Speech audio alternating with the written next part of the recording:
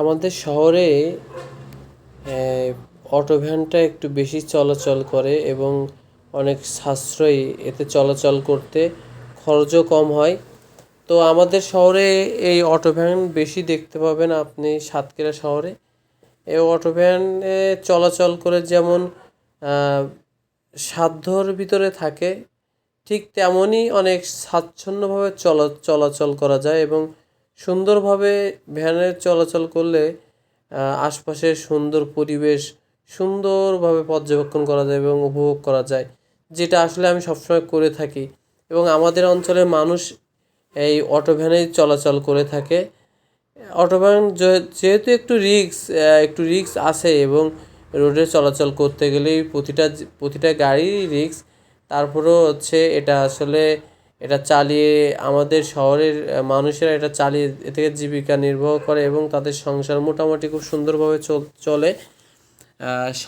সাতক্ষীরা শহরে 300 টাকা ইনকাম করা, নিজের বাড়ি থেকে 300 টাকা ইনকাম করা মানে শহরে 20,000 30,000 টাকার সমতুল্য। কারণ নিজের শহরে খরচপাতি কম, সব দিক দিয়েই সেফটি।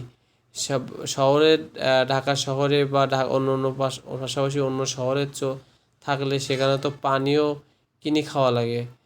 আর আপনি যে ময়লাটা ফেলবেন সে ময়লাটা ফেলার জন্য এক্সট্রা টাকা পে করা লাগে। তো আমাদের শহরে সব কিছু পাওয়া যায় মোটামুটি একটা ক্রয় ক্ষমতার ভিতরেই আর পাওয়া যায়।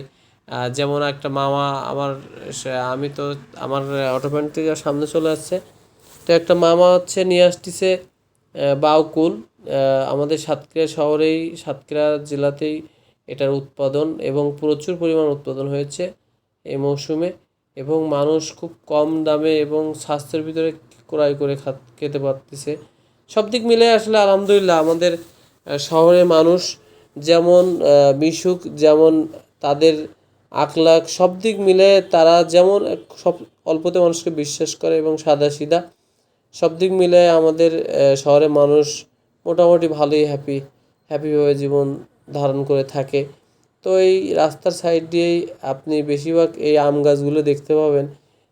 সাতক্ষীরা জেলার আম এখন বিভিন্ন বিদেশে চলে যাচ্ছে এবং রাজশাহীর পরেই আমাদের সাতক্ষীরার আম চাষ হচ্ছে।